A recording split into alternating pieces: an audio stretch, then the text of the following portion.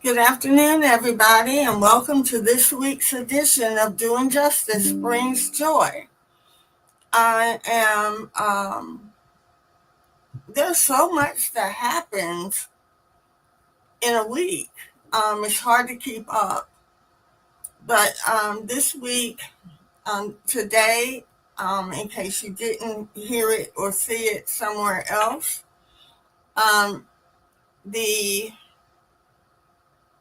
Congress, the Senate passed this morning a rescission of $9 billion in aid of funds that would do foreign service, foreign aid. So they cut $8 billion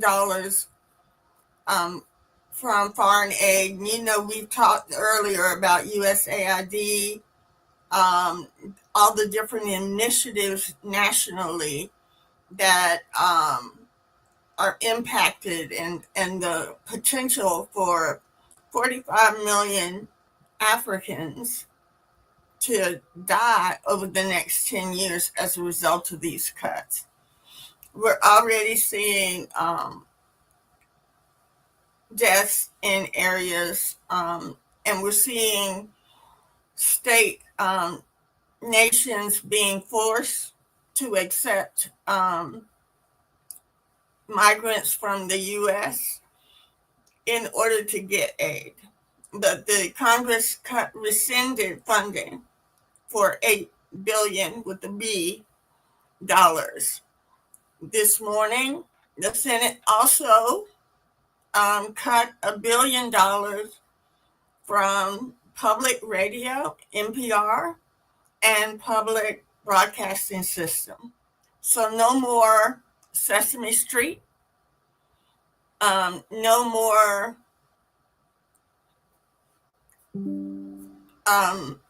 history with Skip Gates. There's so many, no more Downton Abbey and types. We're losing a treasure. And in North Carolina, the only access to notice about Helene and the only broadcast that people in the mountains had during the Helene crisis was UNC Public Radio. UNC Public Radio was their lifeline. Gone. And so in rural America, what access are they going to have to these vital services? Well, I'm excited about this week's episode because I have a guest, Tara Romano, who is the executive director of Pro-Choice North Carolina. She is a long-term advocate for gender equity and justice. She has been on the front lines fighting against domestic violence and sexual assault. And she is currently standing up, protecting North Carolinians and honestly women across the South from giving them access to reproductive health. There have been a number of issues since the Supreme Court got rid of Roe v. Wade that we want to talk about, and also the recent budget passed by Congress that eliminated funding for Planned Parenthood and similar organizations. So welcome, my audience, to Tara Romano. And let me change that background. Tara Romano, who is the head of Pro-Choice North Carolina. So thank you for being with us and welcome to the show. Well, thank you so much, Stella, for inviting me. You and I have known each other for a long time. Long time. And I'm excited to join you on today's show. Um, there are just so many places where we could start this conversation, but I'd like for you to tell us a little bit about the work of Pro Choice North Carolina and what services it provides to the women of our state. Great. That's a great question. And so at Pro Choice North Carolina, we are a statewide and state-based advocacy organization. So we provide service of advocacy for making sure that everyone in the state can access reproductive freedom or has reproductive freedom. And that includes being able to access abortion if that is what they choose. That includes being able to access contraception, all of the approved and medically appropriate types of birth control, and then also being able to access reproductive health care and sexual health care in general, which includes maternity care, being able to get STI testing, being able to get reproductive cancer screenings, like all of that. We believe, reproductive health care exists on a continuum of services. And really, when you are attacking or making it difficult to get access to any one of those services, wherever you're on the continuum, which really includes abortion and contraception, I don't think people understand when you attack access to that, like it's going to impact the whole spectrum of reproductive health care. Mm-hmm. We've seen lots of stories. I know you're going to want to talk about that. And also with contraception, like it's all connected. And what we've seen, and so Pro-Choice NC, we have been in North Carolina. We were initially a state-based organization, a state affiliate of a national organization. We're now our own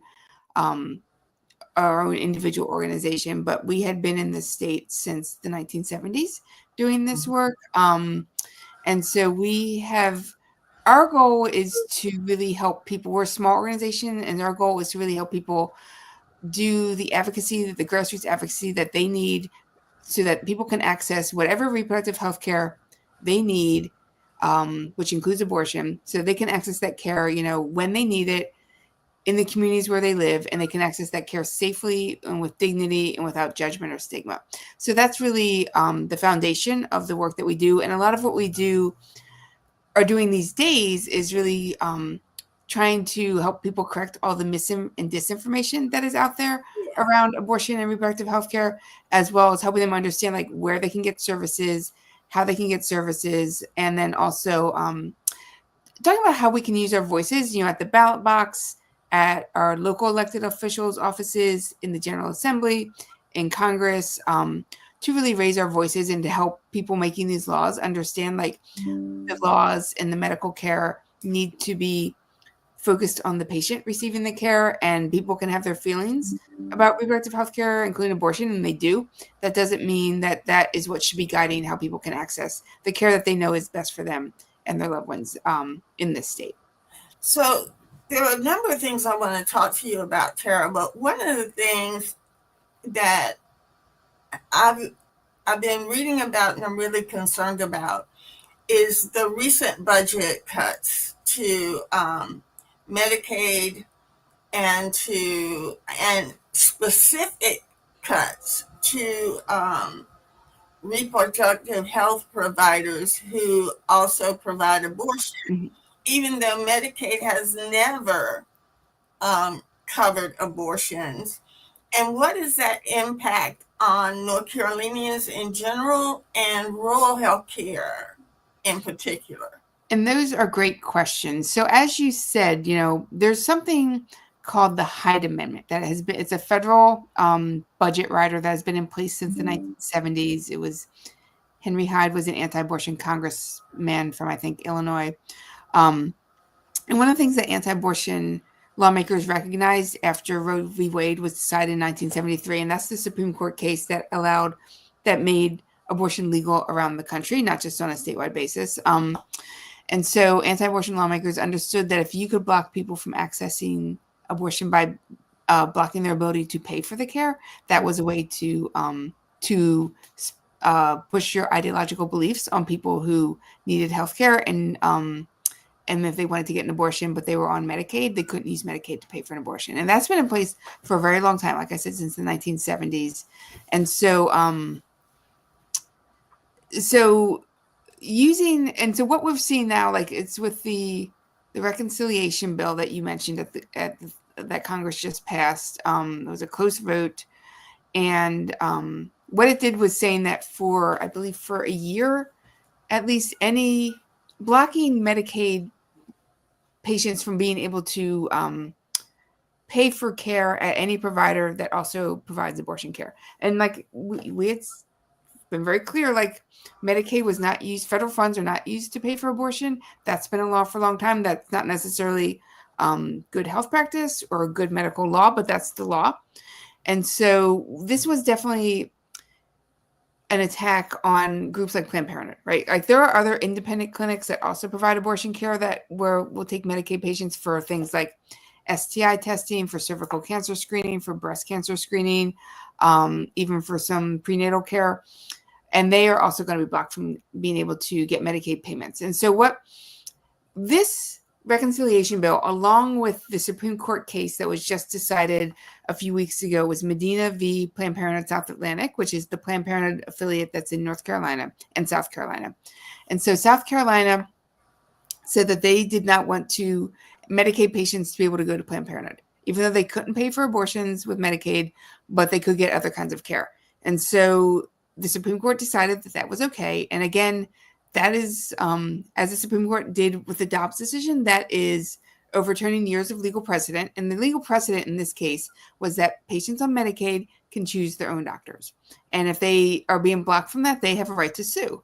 And so the Supreme Court said, nope, that's not true. And it is true, but they decided, because they wanted the decision to be blocking people from accessing places like Planned Parenthood, they came up with that decision, even though that was not based on the legal precedent that was set. And so between the reconciliation bill and that Supreme Court decision, like you can see how Planned Parenthood in particular is a big target of anti-abortion lawmakers, particularly the Republican Party. But it's also important to understand that these are also attacks on people who use Medicaid, right? Who are often people on low incomes, children, pregnant people, disabled folks, and people who are older, right? And so they're being told that their insurance comes with caveats. That unlike people who have private insurance, who can choose their doctors, shop around, get a doctor that works best for them, these people cannot. And that's because they don't have the money, like, to get private insurance. And so it really is an attack on people of low incomes. And it can also be seen as an attack on people in rural areas, because one of the problems with rural areas, or one of the concerns, is that they don't have access to healthcare as easily, right? Like they may have to drive very far. Like it's not a lot of people in a rural county. And hospitals want to be set up in places where they're going to be able to see patients. And so they tend to cluster around metropolitan areas, and that's the same in all cases. And so if you are then, so you already have a lack of, and also you have doctors and practices, for whatever reason, that do not take Medicaid patients, right? That they, it can be quite burdensome in terms of paperwork if they're a small practice. Also, the reimbursement rates have typically been quite low. And so some doctors just won't take Medicaid patients. So what you're doing is taking these, what were often safety net providers for Medicaid patients, right? Like Planned Parenthood. And by saying that Medicaid patients can't see them, like what they may be able to find another doctor, but it's also possible that they won't, or that their other doctor will be quite far away.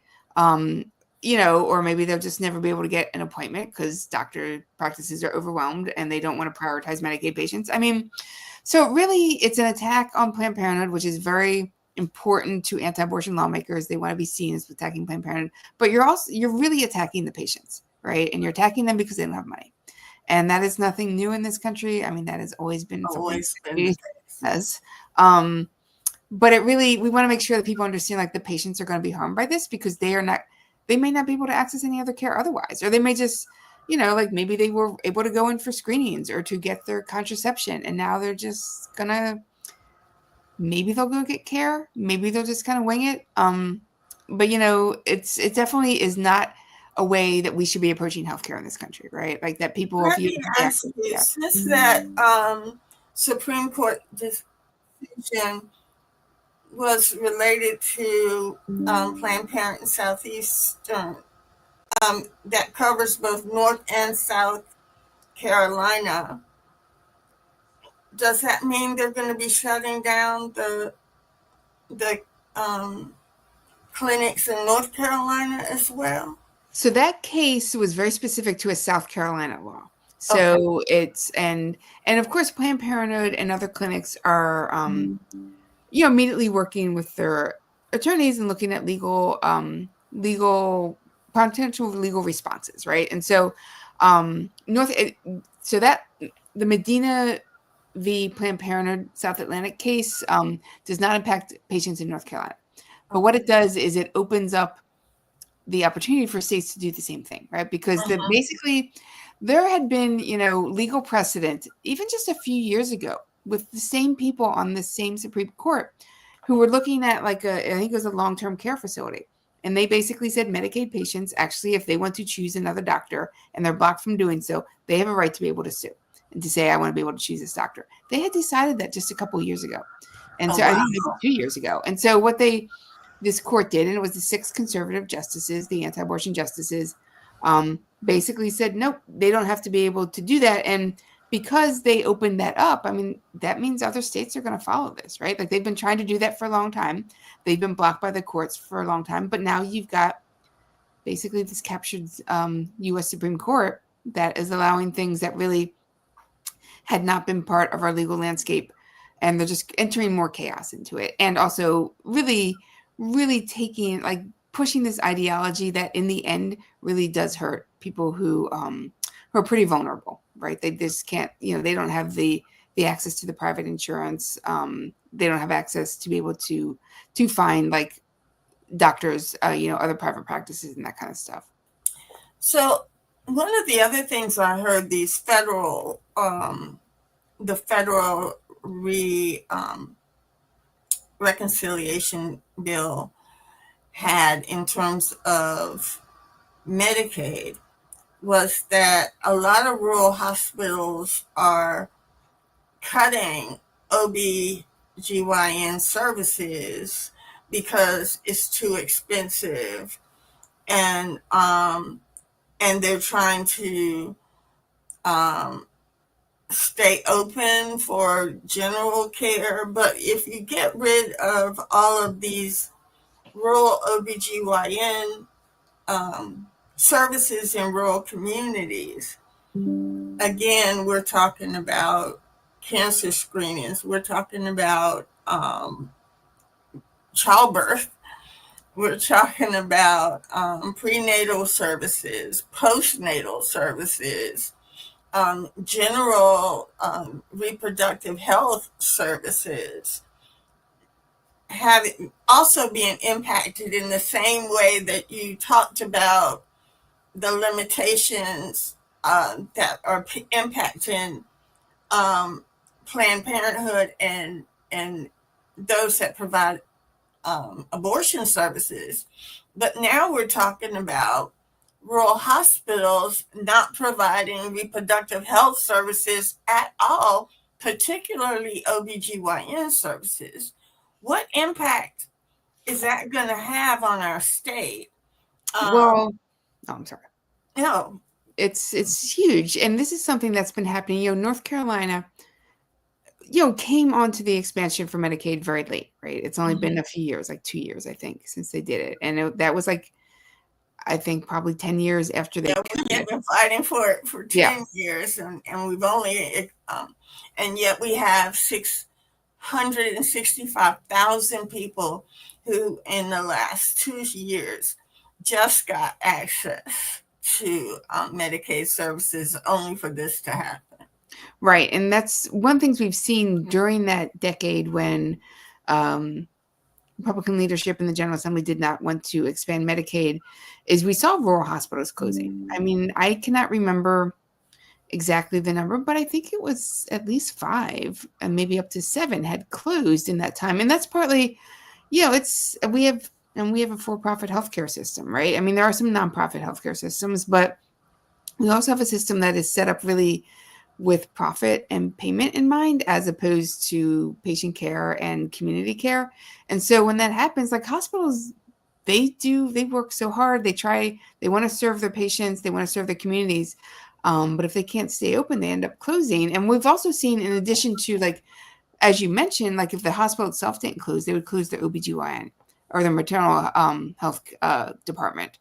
And so, I mean, that's of course a huge, huge issue. Like, I can't remember.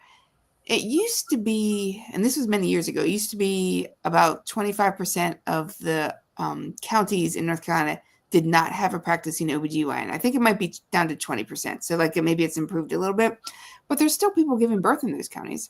And so, and as you get later into your pregnancy, like, you're seeing the doctor maybe once a week, right? And imagine if you and like imagine if you like drive an hour one way to do that, right? And if the weather's bad, and not just in the winter when there's ice, but in the summer now when there's like terrible rainstorms that just pop up, and you're having to drive over rural roads, or just, and maybe maybe your transportation is reliable, maybe it's not.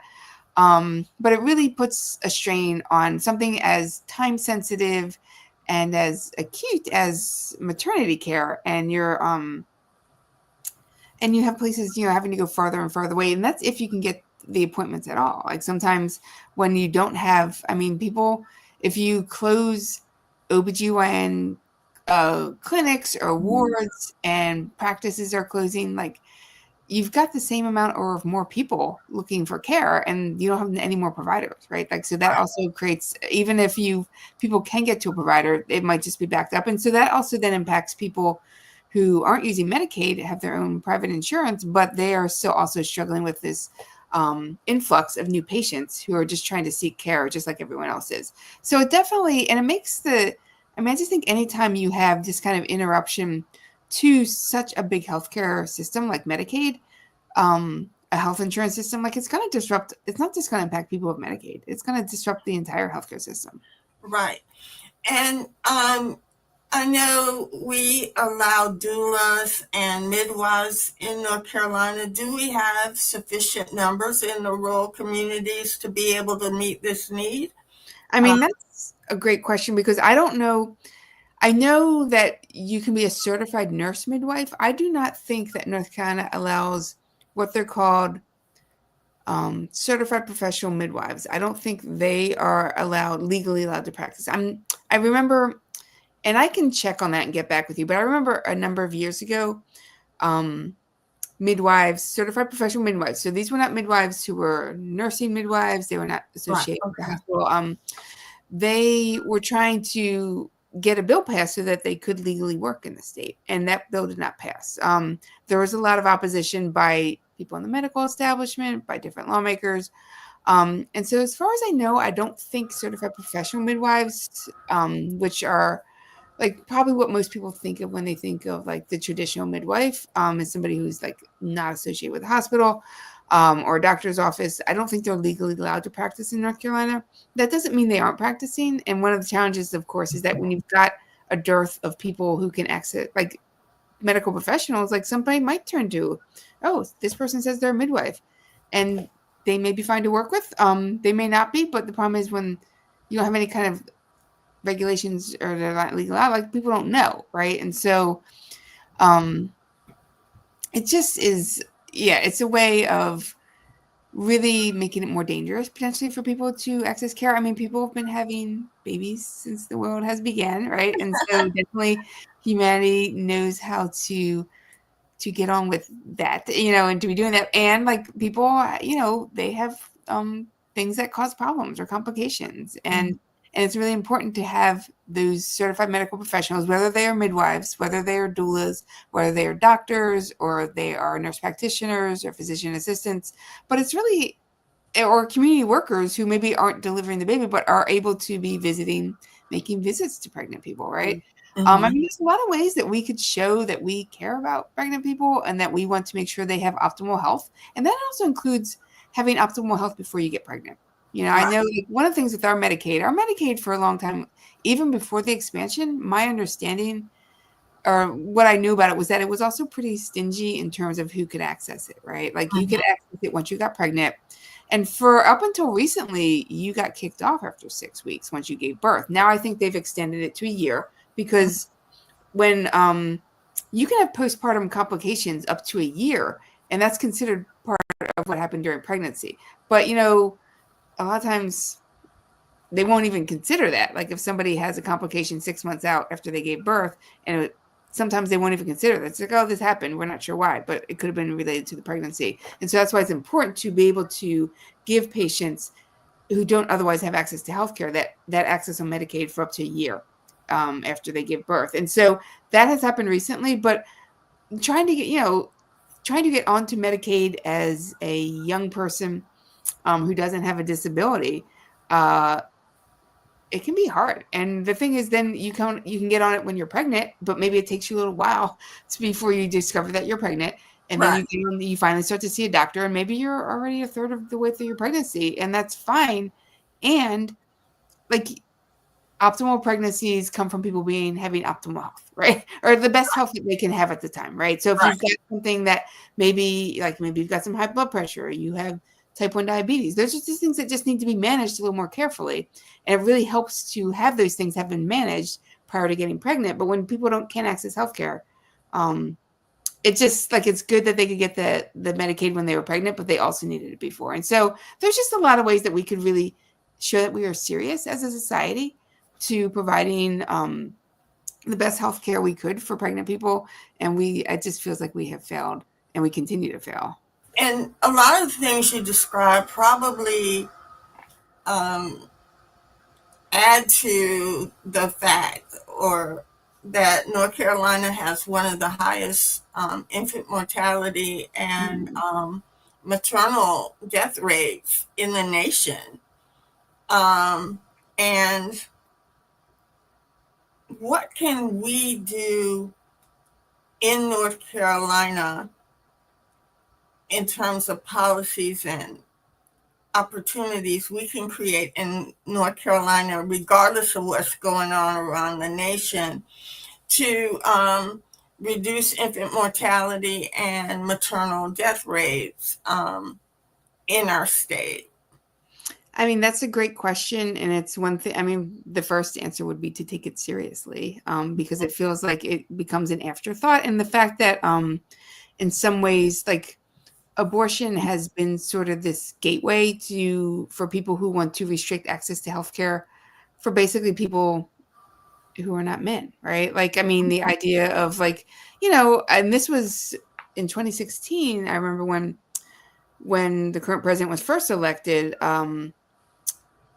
they wanted to get rid of the Affordable Care Act. And I remember seeing a picture of all these male senators, and it was all men sitting around talking about like, well, we don't need, why should the ACA have to cover breast cancer, right? Or breast cancer screenings, or why should it have to cover maternity care? I don't need that. And it's like, well, your mother probably needed that. Your wife is But it's sort of, and what it does is kind of normalize the idea of like, basically if men who are in charge of things don't see it as something they need, then it normalizes the idea that it's extra. It's somehow an extra kind of mhm, health, right? And mhm, so I think so taking it seriously that this is pregnancy is, and I do think we sort of have, in addition to abortion being so stigmatized that it's hard to talk about, I mhm, think also complications during pregnancy are something that we don't talk about in ways that are really thoughtful and deep, and understanding. Like they can feel like it's their fault, right? If there's a mhm, complication during mhm. pregnancy, so there's stigma. If they have a miscarriage, particularly later in pregnancy, they can feel very shameful, because they feel like it's something they did, even though that is probably likely not the case. And so I think because we don't talk about it, a lot of people, particularly people who don't get pregnant, just think pregnancy is just like a breeze, right? Like everybody does it, and then so they don't take it seriously that things can be quite complicated. That even if it's not a complicated pregnancy, like it still impacts your body in ways. I've certainly talked to people who've had very easy pregnancies who also say it was really like it just was something that they had a hard time with. Like their pregnancy wasn't anything super complicated, but they still had a hard time with it, right? They had lack of energy, or like they were having a hard time, like, would get brain fog, or like all these things, right? Because your hormones and that kind of stuff. And so I feel like we as a society don't take it seriously, particularly lawmakers. And so one of the things I think about is like Senator Natalie Murdoch.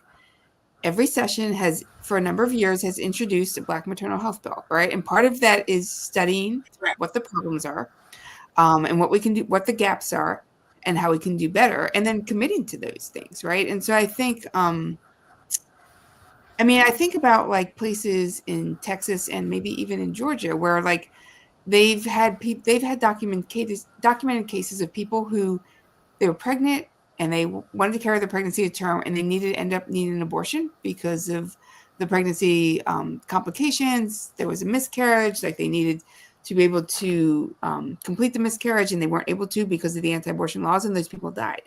And so one of the things we've seen, definitely in Texas and maybe even in Georgia, is Georgia, they, we're going to talk about Georgia in a few because it's but out of they, control. yeah, and like they have a maternal health task force, and rather than deal with what their anti-abortion laws have wrought, they just disbanded the task force, right? And so like that's again not taking it seriously. And I think, like studying things doesn't maybe sound like it's so important, but it is when we don't entirely know what the problems are, right? And so you show that, and you don't want to get into like always just studying for years and not doing anything, but the problem Right. is we need to know exactly what's going on, and you want it to be based on medical evidence because that's how we can help the most people. And so when you look at those folks who are marginalized, like people of color, people in rural communities, younger people with disabilities, they're more marginalized when it comes to getting maternal care. We need to look and see what's going on and how we can best help them. So I feel like doing this, supporting those kind of policies like Senator Natalie Murdoch has done. And then even thinking about like, your local county commission is in charge of your county health department, right? Where are the gaps there, right? Is it really like one things we hear about with public health departments is, people can get a free pregnancy test, but they don't know that necessarily. And then they've had bad experiences at the public health department, right? Where they had to wait forever, and it's just all those kind of things. And so, how do we shore those things up so that people can actually access care no matter what their income is or what their zip code is?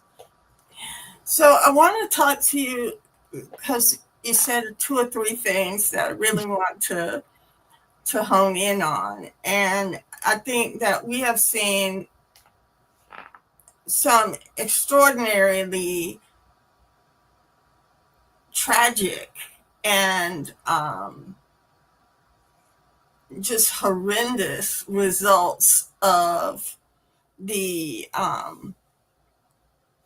dismantling of Roe v. Wade. When you talk about miscarriages, and as a person who has experienced three miscarriages, so I'm a 50-50. I got 3 kids, and I had three miscarriages. And at different stages in the process, right? Early, one around 16, two around 16 weeks, and one fairly early in the process. I have been appalled by the number of folks, prosecutors across the country in states that have banned abortions, that have arrested and indicted women for having miscarriages. I guess the most egregious one to me is a West Virginia prosecutor who's warned women that if they have miscarriages, they could face criminal charges for improper disposal of human remains. A lot, and again, that very early miscarriage that I had was an involuntary one that occurred in my restroom, right? And now I didn't dispose of it that way, but many women might not have even realized. And so then that's unlawful disposal of human remains. Um,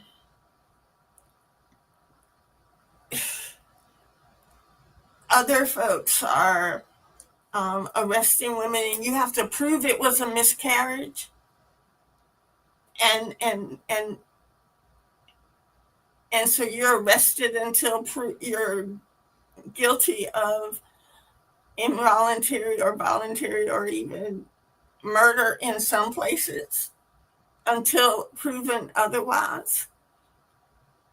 We have women in Texas who wanted her child, but um, had to was in so much pain in the middle of a miscarriage. They wouldn't treat her, and she lost the ability to have future children because the medical folks refused to protect her. In Georgia, I mean, Georgia just first they mistreated a number of folks. Amber Thurman comes to mind. This was a young woman who definitely wanted her child. She had a 6-year-old child. She was looking forward to this new child, but experienced needed attention, and the hospital refused to assist her because she wasn't sick enough, and so she got sepsis and died. So she was sitting in the parking lot waiting till it was at death's door, because under Georgia law you got to be at death's door before the hospital can do that. Same thing happened to 2 women in Texas. And where do we go? I mean, where do women go for assistance? You know, these are not intentional decisions to abort. These are medically necessary for the health of the mother. But when you have states that the health of the mother is not sufficient, it's the near death experience of the mother that is a clicker, or there's no exemption at all. What kind of times are we living in? And I'm sorry for ranting, but as you can tell, it's kind of a personal issue for me. Well, thank you for sharing your stories, your personal stories. I appreciate that. And I think, I mean, it is something too that, you should be ranting about it. Like, these are things that were preventable. They didn't have to happen. And one of the things I think about is that we started hearing these stories pretty quickly after the Dobbs decision in 2022, which led to anti-abortion governors and legislators, pretty quickly banning abortion in a lot of states, or at least restricting it, to 6 weeks, which is an effective ban, because a lot of people don't even know they're pregnant until, maybe right at 6 weeks or after. And so what we're saying, and it comes back to what I mentioned in the beginning, is like, it's a continuum of care, reproductive health care. So when you are messing around with one part of it, like, it's going to impact other parts of it. Like, the reason that they have, that the medical field has learned a lot about abortion is through, like, having to provide miscarriage care, right? And, like, being able to, or like even with contraception care, like, it's all part of, like, studying, like, the hormones and how people's bodies work, what works for different people, those kind of things. And so when you are interfering with one aspect of that, like, it's going to impact other aspects. And so what you had, those people that you talked about, were people who had pregnancies, they were wanted pregnancies, and they ended up, something was going wrong with the pregnancy. In this case, it might have been a miscarriage. And sometimes miscarriages don't complete on their own, particularly when they're later in pregnancy. And so what the problem was is that these laws were written very vaguely, which was on purpose to be able to really basically ban as much abortion as they could. very vaguely, and then with also very punitive charges against providers, right? So you're naturally going to have doctors who are nervous, right? They're like, well, if because particularly, like I'm just going to give an example in Indiana, which has very strict abortion laws, and they, you still can access abortion in the state, but it's under very limited circumstances, and so what they will do is a provider maybe will provide an abortion. Like for example, Indiana is where they had or it was the 10-year-old who was raped and needed to access abortion. She had to go to Illinois. And so, but in Indiana, like if you are providing an abortion under what is allowed, the anti-abortion there's anti-abortion groups there have done Freedom of Information Acts, and so they asked to get the records of those abortions, and then they look at it, and these are not medical providers necessarily, and if they are, they weren't treating the patient, and they Mhm. want to be able to say, I don't think that actually was medically necessary. And we think that we have a right to sue the doctor under our law, right? So, of course, I know one of the things you will hear sometimes from anti abortion lawmakers who create these really strict and vague laws that cause doctors and hospitals to pause in the providing the care, they'll blame it on the doctors, right? Like, Mhm. very much those deaths in Texas and Georgia, the anti abortion folks were quick to blame it on the doctors as like not understanding the law. But and they're not lawyers, right? And so but they have lawyers, right, in the hospital, and lawyers are always going to be very conservative with a little c when they look at like laws and stuff and be like, actually it can be interpreted so that you could be second guessed. Like if you decide that this person needed an abortion and somebody else is like, no, I don't think they did, you can be put in prison as a provider. You could lose your medical license, you could be fined. I mean, it was designed to chill that, right? Like if it wasn't designed to stop providers from providing the care that they knew they needed, like they wouldn't have had to write it that way. And so you're going to see that happen with these cases where somebody, has a complicated pregnancy, something happens, or something changes. Like even, you get pregnant and then you get later in the pregnancy, you get some information like there's some fetal anomalies, or the pregnant person has suddenly developed an illness or been in an accident, right? And that has changed what might happen with the pregnancy and how it might impact the fetus, and also how it might impact the pregnant person. Like this is new information that comes along. And if you can't offer a certain type of healthcare, not based on any medical necessity or any medical reasoning, but because on anti-abortion politics, it's going to impact people's care, right? And so we've seen very sad stories of those women. Those were preventable deaths. I mean, I think the other doctors have looked and indicated that those were preventable deaths. Um, and now you're leaving people like leaving their other children behind, right? And it's because they couldn't get the care that they needed, and like that, I just am concerned that that is going to continue. I'm really concerned that people are also going to they'll be upset by that, but they'll also just think, well, that's just the way it is now.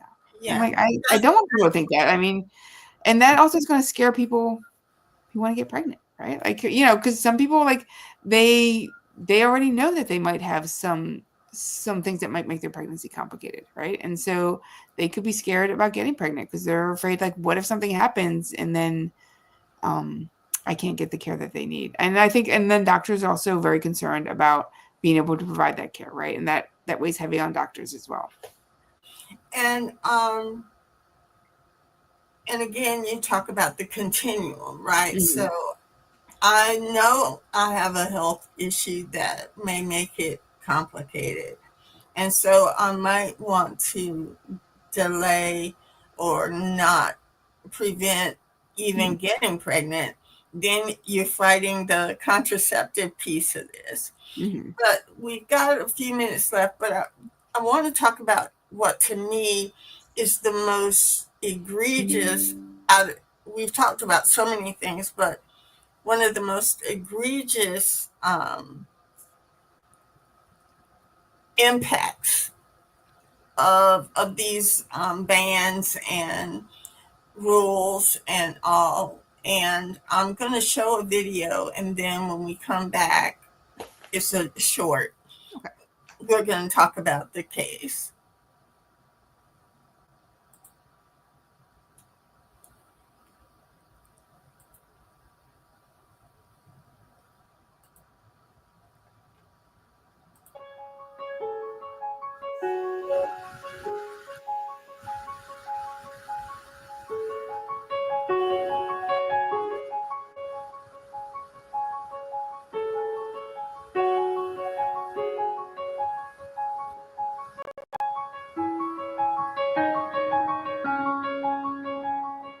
this is a case that reflects the confusion in the post-ops era because the hospital believed that it could not allow this brain dead woman to simply be deceased, but because the state has a very strict abortion law, they believed that they needed to do all matters possible to keep the fetus alive, which meant to use her as a human incubator.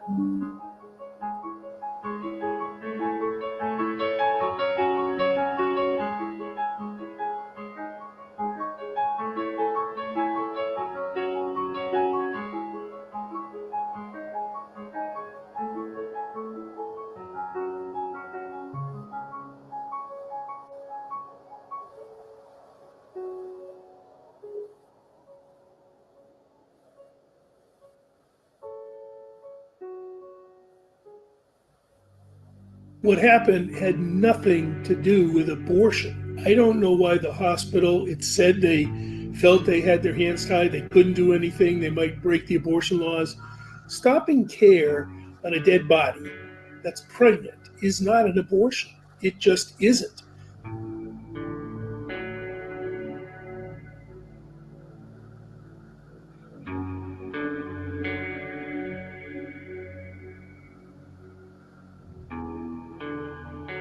There's no ethical justification for making unilateral decisions about what happened to Miss Smith. None. The family should have been involved to the extent to which they were capable of doing it. I'll say it again. Sometimes families get overwhelmed, they don't know what to do, they're confused, they're upset. This is a woman who was fine and then next day died out of the blue, relatively young. That could be overwhelming to a family.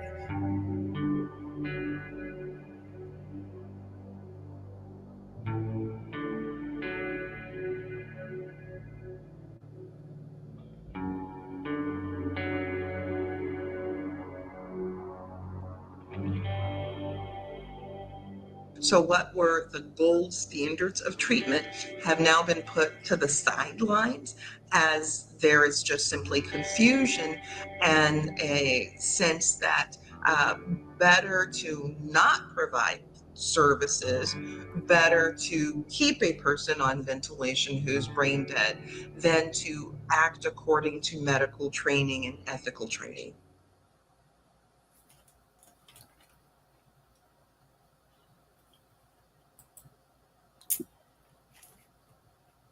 There is so much wrong with that situation. Oh, I'm sorry.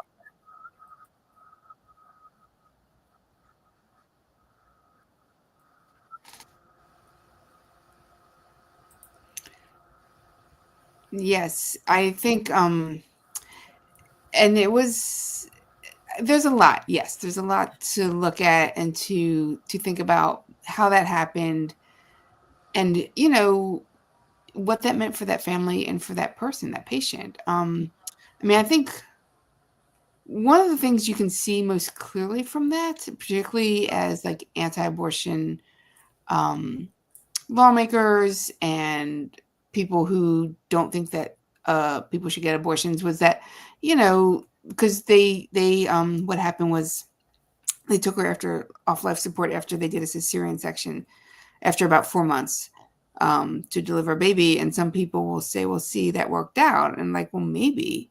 But that wasn't anyone else's decision to make, right? I mean, it starts off, it should be the pregnant person's decision, and the pregnant person was no longer able to make that decision. So then the family should be involved. And the family, I think, my understanding was the family was really upset. Not that they would have necessarily made a different decision, but they felt like they had no choice. And, I think one of the things that really comes out of that story is the dehumanization of the person pregnant, right? Mhm. Like, it just became very simple for some people to not offer any dignity to that person, right? That person's body was just being used and kept alive. And maybe that person would have wanted it to be that way. Maybe not, though. We don't know. And like that just erases that person's autonomy. And I just feel like that's not something we have been taught that we should be doing. I mean, this, of course, it's especially true that when we talk about abortion, a lot of times we are trying to erase the pregnant person, erase the women involved, certainly dehumanize people who access abortion, particularly people of color who access abortion. Like there's already in the medical system, there's a lot of dehumanization in general, particularly for communities of color. And so that's what I see with that, is right. And then the family was just kind of also dehumanized, right? Like nobody really wanted to sort of talk about like what was going on with the family. I mean, I've even heard people ask like, who was paying for that, right? Or that is not. Oh, the family is responsible. Yeah. So the government and the hospital made the decision without consent. And these extraordinary means are so expensive. Mhm. And so the it's the burden on the family because there's no insurance coverage or Medicaid coverage of the situation. For the baby is now in intensive ICU for a preemie. Preemie expenses are pretty daunting. Cuts to Medicaid are going to make it so that a lot of the services that the relatives would have to take on, be able to provide for the child, would be necessitated. Granted, the state could take over the, the adoption or fostering of the child. It could become a state-dependent child. But what kind of life is that for a child that is going to have so many difficulties in life?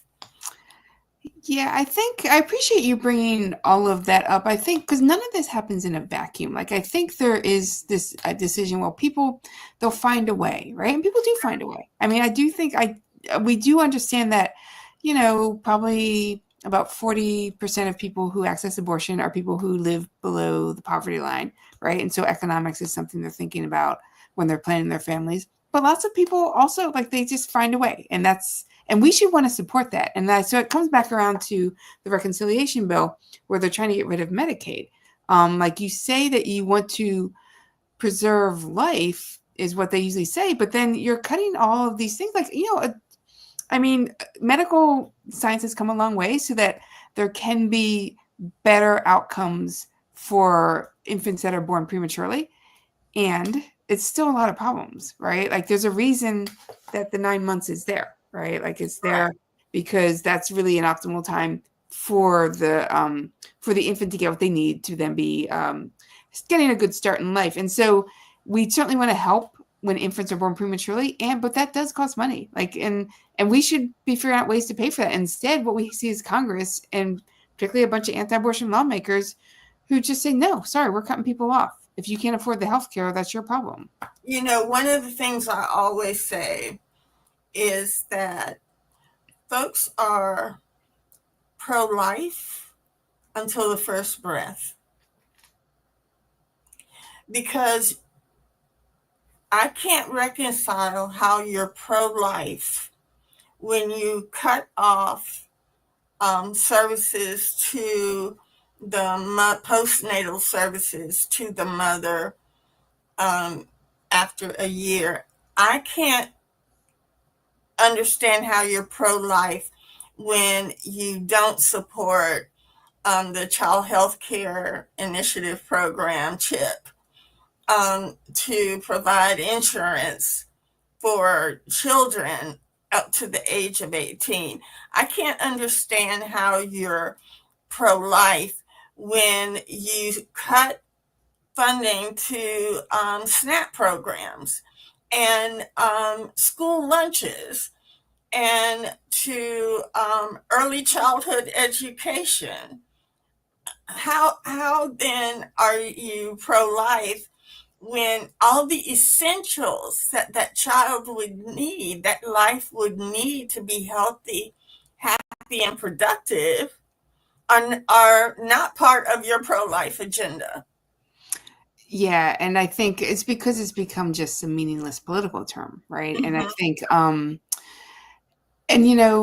and it just, I mean, certainly elected officials who use that term certainly don't seem to mean it because they have the power to do things to support people, and they're not doing it. And it is something I would say in the history of this country, it feels like, and I'm not an expert on our history, but from what I know a lot of it, like we've always struggled to support people who need extra help, and because we've not committed to it, and that just doesn't feel like it's changed, and it feels like it's gotten worse. And so I think like you're never going to have.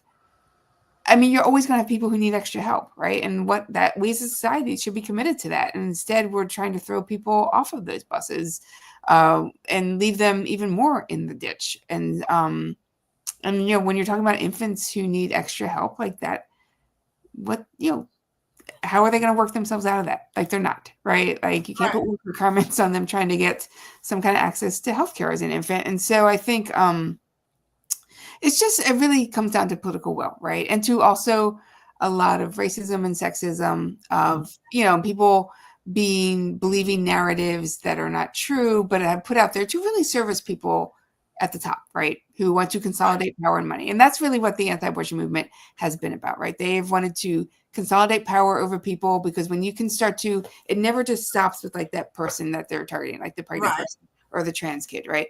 It is always about like controlling more and more bodies so that you have consolidated power so much and been able to hoard all the wealth. I mean, it really is in service to that. Like using the argument, the efforts to overturn Roe v. Wade. And so you got these 6 very conservative justices on the Supreme Court. Look at what they're doing now. Like it's not just about Right. abortion, right? They have upended rule of law in this country, right? And people thought maybe who weren't paying attention thought, oh, it's just about abortion. Like they were, and it was not. It was about workers' rights, civil rights, consolidating power with one person in this country, like all that stuff. Yeah, if we really look at the history of our country, and particularly it's a double whammy for Black women because we were chattel slaves.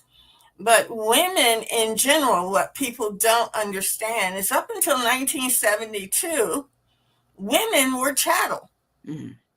And what this decision by the Supreme Court overruling Roe v. Wade, it returned women to chattel. We do not have controls over our own bodies. The state does.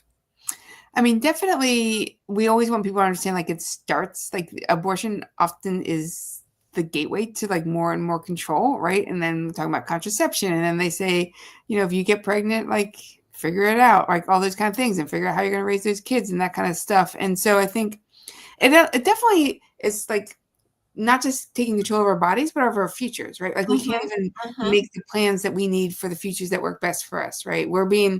Definitely it's a way of trying to shuffle people into the futures that benefit those are holding power. Yeah, absolutely. Well, Tara, I appreciate so much you being with me this hour, and you're going to be coming back because it's only going to, sadly, I don't see it getting better because what we didn't talk about is that North Carolina still has access to abortion. And I think we're the last state in the South. Well, Virginia also, which is right. I mean, it's north Do of we us. count But them as the South? I mean, they were the heart of this Confederacy, so I do, but I don't know if everyone else, because Northern Virginia, you're right, is quite different. But I mean, they were part of the Confederacy, so and it's important that they do have access there, and so, but that's still just farther. Like if you're in Florida, it's just far enough to get to North Carolina, much less trying to get Virginia, right? So. And how many providers do we still have? Do you know? So in North Carolina, when it comes to like the standalone clinics, there are 17, which is certainly good in terms of like compared to other states. But North Carolina's a very big state, right? We're big geographically. We're like the 10th most populous state, and those clinics Some of them only offer medication abortion. Some only offer surgical. So they might not have everything, all the options needed. And they're also, they are clustered in 9 counties, right? We have 100 counties in North Carolina, and they are clustered in 9 because they're in the metropolitan areas, right? You got one in Asheville, one in Wilmington, Triangle, Triad, Charlotte, Fayetteville, right? And so North Carolina's a big state. You've got a lot of people who still have to travel pretty far. Yeah, that is a lot of travel. And I understand they're also being overwhelmed by folks driving in from out of state. Absolutely. Absolutely. Because where it's legal for them to cross state lines. right. I mean, absolutely. People can access care. Like, we are a state that has access up to 12 weeks. And so people are coming into the state. And then also, but we still have people who have to leave the state, right? And so, I mean, it's a challenge because, you have more people coming into the state. We don't have more providers necessarily, right? So it also impacts the people in the state because maybe it takes longer to get an appointment. Now, how long is access in Virginia? Is it 12 weeks or is it longer? No, it's up to, I believe it's up to 26 weeks. Okay. So people can access care there. And that's a little easier for people in North Carolina. But again, like when people are accessing care, one thing, we can talk about this more. I know we're going a little over. When people are looking to leave the state to travel for care, like they don't always go to the closest place. They go where they can make an appointment. Sometimes they go to where they know somebody so they can stay with somebody, right? Like those kind of things. So. Well, we'll definitely have you back on to talk about access and once we start, I think it won't be long before we start seeing impacts in terms of access to care, just in reproductive health in general, as a result of these issues. Thank you so much for being with me. Thank you. And thank you for sharing all this really important information with my viewers and listeners. Thank you. Again, thank you to Tara Romano with Pro-Choice North Carolina. And the website is www.prochoicenc.org. Yes, we have a lot of information there. And you can also I encourage you to sign up for our listserv. We don't send out tons of emails, but we do send out emails about how to take action, how to correct disinformation, about webinars. So please sign up there for our email list. I've also been running in the banner the website for reprolegalhelpline.org. And if you contact them if you have any legal questions about what your rights are, anywhere in the nation, just hit this hotline, and they will be very willing to help you understand your rights. Absolutely. Yes. They're a great resource. And so that's for patients and providers, and anyone can call to ask questions if you have any kind of legal concerns or questions, even just any questions. And I will encourage providers, particularly doctors who are faced with kind of ethical and legal challenges, rather than make a decision without the input of an ethical or legal scholar to look at it and impose your own decision making on the process, I encourage you to call the hotline. Again, thank you, Tara. Thank you, Stella. And that is our edition of Doing Justice Brings Joy.